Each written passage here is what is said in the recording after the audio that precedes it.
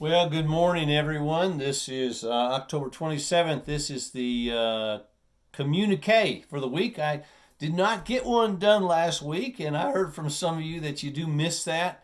Sometimes I just get so busy, and especially with trying to get the Bible studies recorded.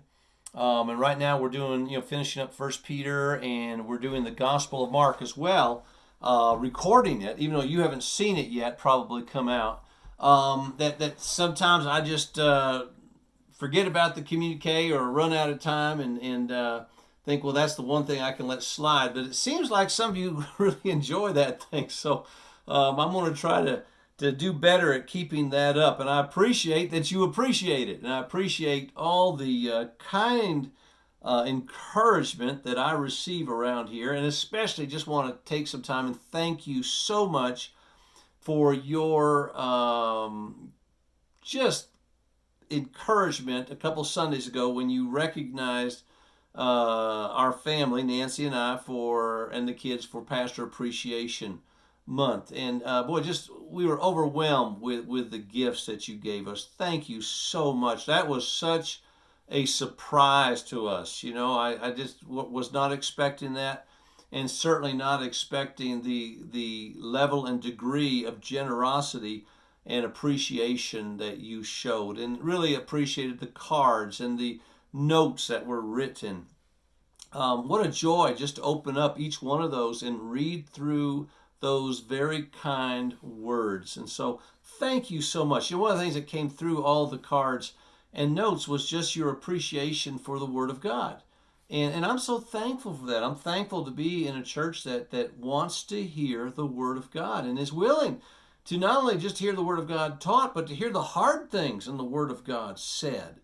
And a church that expects that. So I'm just very thankful for your attitude and your response toward the preaching of the Word of God. So thank you again for your kindness. When we talk about some of these recordings that are being made, and again, I am recording First Peter. That's about to finish up. We're in First Peter 5 right now, getting ready to finish that up. I'll be going on to Second Peter after we finish First Peter, and that will again be an online study that will be coming to you each week, and probably start that after we return from our vacation to Vermont to see our son Luke and his family there. But we're also doing a recording of the Gospel of Mark. So we teach the Gospel of Mark on Wednesday nights at 7 o'clock. But I'm also recording that and putting that on video, and we'll release those here fairly soon. I just don't want to give an excuse to people not to show up on Wednesday nights because it is really such a good time. We've got about 22 regulars that are coming out, and there's room for more. And we start with our study in the Gospel of Mark. We're still in chapter 1, probably finishing up chapter 1 this week. And we run for about 35, sometimes 40 minutes. And then we go to prayer, and Jack Strid, one of the elders here, leads us in that time. And that's just a really wonderful time of fellowshipping with one another as we fellowship with God in prayer. So I invite you to come out and enjoy that time with your church family. Know that the videos that will come out on the study of Mark are not going to be as comprehensive as if you are actually in the study in person.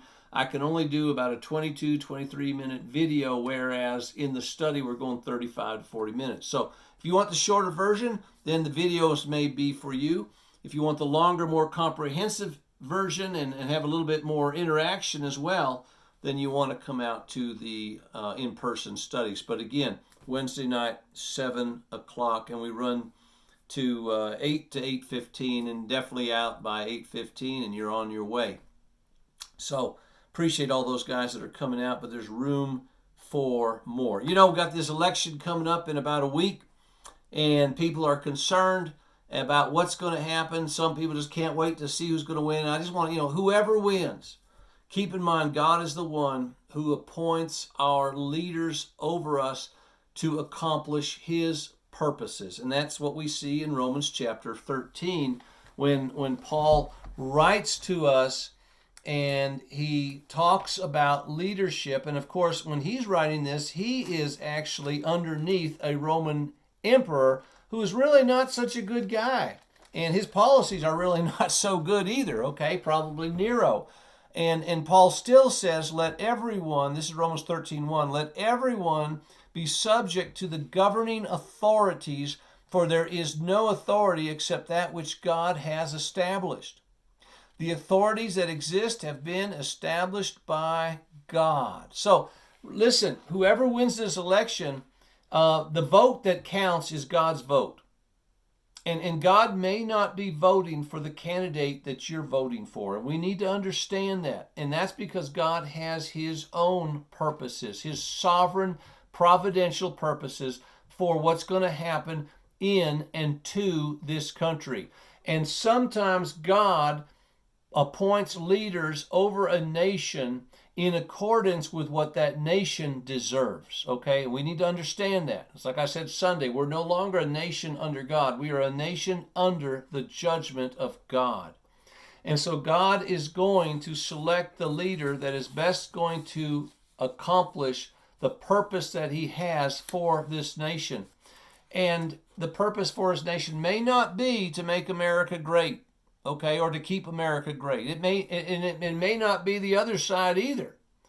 And really what we have to do is go into Tuesday and then really the days beyond next Tuesday, trusting God to do what is best for his people and to bring about his purposes so that he is glorified. Now, God works from an eternal perspective, an eternal canvas. He's not looking at the temporary. We tend to look at the temporary. We need to look and recognize that God has an eternal plan that he is putting together, that he's working from. And that plan may call for a different leader than we would like. Now, again, I know that in a church this size that we are going to have some differences. So I'm not, there could be people in our church that want one man and others that want the other man, okay? And I think that's probably true. So again, regardless of who you desire to be the president of the United States, keep in mind, God is going to have the final say. And he will deal with our country accordingly. And we need to recognize that. And one way of helping us with that is to go to Psalm 46. Psalm 46 is one of those psalms that can really help us and encourage us when we see things happening that we just don't understand and we just don't like, we don't appreciate, and it causes us to worry. And so Psalm 46, it says, God is our refuge and strength. Our government, our president is not our refuge and our strength. God is our refuge. God is our strength and ever-present help in trouble. Therefore we will not fear, though the earth give way and the mountains fall into the heart of the sea, though its waters roar and foam and the mountains quake with their surging. Listen, the worst case scenario could happen, but if God is your refuge, you're going to be okay. Okay? We're going to be okay. No matter who wins the election, we're going to be okay. Now, life might get tough and it might get worse than you've ever seen it. But if Jesus Christ is your greatest treasure and pleasure in life, no one can touch Jesus. And so you're not going to lose your greatest treasure and pleasure in life. Now, if your greatest treasure and pleasure in life is your finances, your financial portfolio, your IRA, your retirement, your business, your enjoyment of all the freedoms that this country has provided you and I, if that's your greatest treasure and pleasure in life, you may lose those. That's a distinct possibility. You may lose your life. We very well could come under persecution and see things turn in a way that we've never thought we'd ever see in this country. Listen, if those things are your greatest treasure and pleasure, you may lose those. And if you lose those, if that's what you're counting on, if that's what you're banking on, then life's going to be pretty empty. But if Jesus Christ is your greatest treasure and pleasure in life, you're not going to lose. You may lose things that are temporary, things that are going to disappear anyway, but you're not going to lose the greatest treasure and pleasure that you could possibly ever have, and that is Jesus Christ. So God is our refuge. God is our strength. and ever-present help in time of trouble. Listen, when you are between a rock and a hard place, there's always room for Jesus next to you, and you're going to be okay. So enjoy the week, regardless of what happens next week. God bless you. We'll catch up with you later.